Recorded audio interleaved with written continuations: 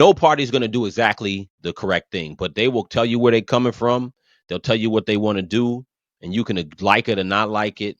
The Democrats are at a crossroad right now because they don't really have, to me, in my opinion, they don't really have the answers.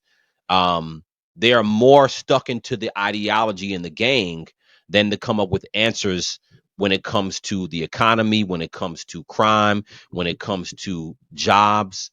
We're really at a point where we got to start, I would say, really working together and coming up with better ideas as a country. But everybody's tied to ideology, and I think that's why you can pay a bunch of people to just go protest, because it's more about protesting than it is about an issue. But let me play this interview with Hakeem Jefferies, and I want to talk about what my issue is with this. So there is so much to talk to you about this morning, about everything that's going on in Washington, about the BLS, the Fed. We could talk about NVIDIA, Democratic Party, but I want to start with this. And by the way, mea culpa on me too. But I'm curious where you land. For the last several months, the Democratic Party, for the most part, has been publicly suggesting that because of these tariffs, that the economy was going to falter, that there was going to be a massive recession. And for whatever reason, that has not happened. And I'm curious why you think that hasn't happened, and whether you think it was a mistake to be as critical as you have been. Well, good morning. Great to be with you. Donald Trump promised on day one that costs were going to go down. Costs haven't gone down. They've gone up. What we have seen, in fact, is job creation go down almost to record low levels. And so there is reason to believe that the economy is not moving in the right direction. The erratic tariff policies have created a great deal of uncertainty in the business environment. And uncertainty, of course, doesn't allow for the type of explosive economic growth that we will all like to see here in the United States of America. I think there's no real basis to conclude that Donald Trump has been successful, particularly as it relates to the core issue of driving down the high cost of living in the United States of America, which is. And I'll stop quickly right there, only because the reality is that job loss isn't happening because of, or lack of job creation is not happening because of tariffs. It's really happening because of AI. It's really happening. It's real time. It's been happening. And you'll see that again, like in time, we're going to have to try to repurpose a lot of people. And there's a lot of, particularly, like I said, I'm not going to go on and on like I did a couple episodes ago, but many things that are repetitive, administrative, are being replaced by AI, and even a lot of things that are far more in depth as far as analytical data, coding and things like that are being replaced by artificial intelligence. That's really what's going on. It's not because of tariffs, but again, what scares me is that a lot of these leaders are so-called leaders are talking about things. They're just talking about short term because they care about the party in the seat. They're not really worrying about the actual logistics of the future. But are you surprised? I'm just asking, just as a person, are you surprised that the tariffs haven't had a bigger impact on prices, for example? I think it remains to be seen where this is headed. I'm deeply concerned that the tariffs are going to exacerbate the inflationary challenges that we already have in the United States of America, the affordability issues that we have in the United States of America, particularly as it relates to consumer goods and consumer goods that are going to be important to the American people as folks prepare to send their children back to school. I guess, Mr. Speaker, I don't know about deflation and costs coming down. All I can tell you is that the inflation rate itself was 2.7% in the most recent read year over year, versus it got to a high of 9% under Biden. Stocks are at record highs. Unemployment is 4.2%. That's full employment. The GDP was 3%. The border is actually secure. We've got trade deals with EU, Japan, many more in the works, and trillions of dollars of foreign investment coming here. Iran's nuclear ambitions have been set back indefinitely. And I just wrote down a few things. So I just have to ask you, where is the calamity that you're talking about? And it almost seems like for Democrats. Keep in mind, This is not Fox News. This is CNBC. And the reason why I wanted to watch this interview and talk about it, because this is not Fox News. This isn't like, oh, he's going hard and he wants to just go ahead and go at Hakeem from a hard right perspective, right? These are just basic questions, in my opinion.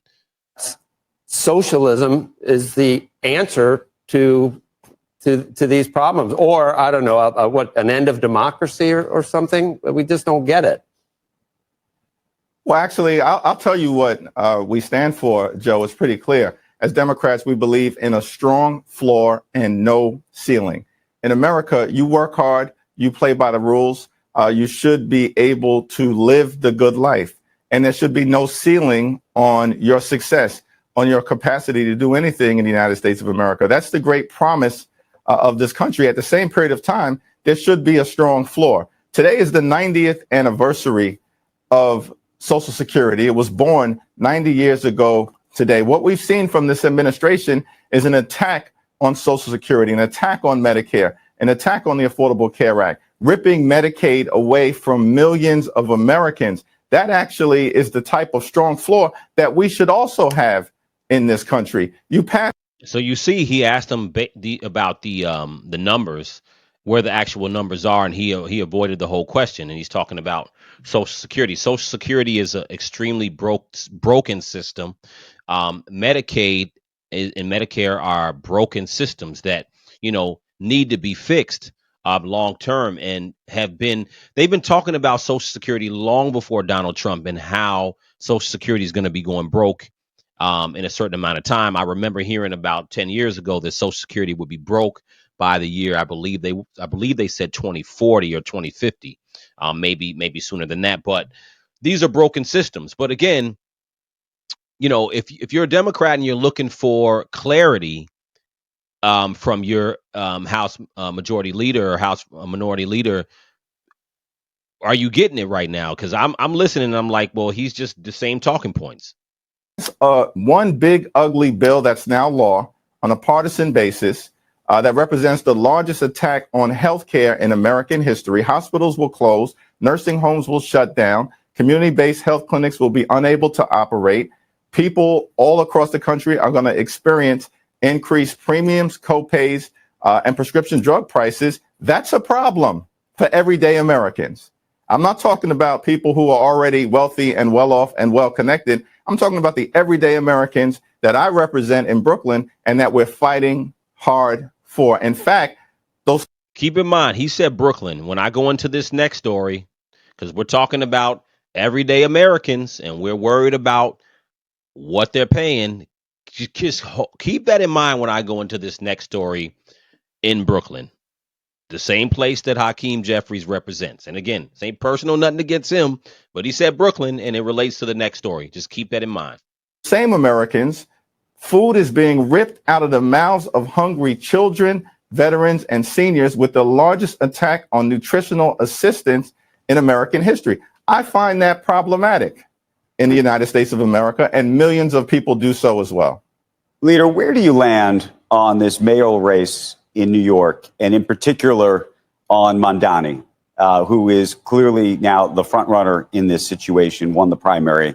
You have not publicly come out endorsed him yet. And I'm curious what you're thinking.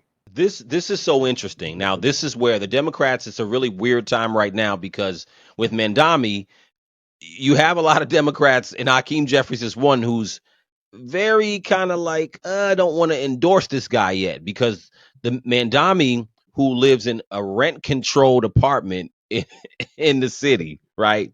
Here's a guy, he makes $170,000, Zoran Mamdani, and he lives in a rent-controlled apartment. And a couple of days ago, somebody came out, or at least they said that he claimed, I didn't hear Zoran say this out of his own mouth, but he claimed that he didn't know it was public or rent stabilized housing when he moved in. But the point is that people are a little bit weary about endorsing him because, again, we're at a weird crossroad in America. So what is it that we need to do to fix the cost of living? Is it socialism? Do the government need to take over and pay for everything, or things need to be free? Who's going to pay for what? How should it be paid? So this is a big thing in New York, and I've been talking about this almost every episode now because it's a very interesting thing to take a look at. New York also has an issue with crime. And I don't care what the numbers, the crime numbers that they tell you, I would take it with a grain of salt again. Take it with a grain of salt. If you live in some of these cities, New York being one, this whole crime is down thing, take it with a grain of salt, because the stories that you see in these cities every day are not being made up. There's real crime and it's happening crazy.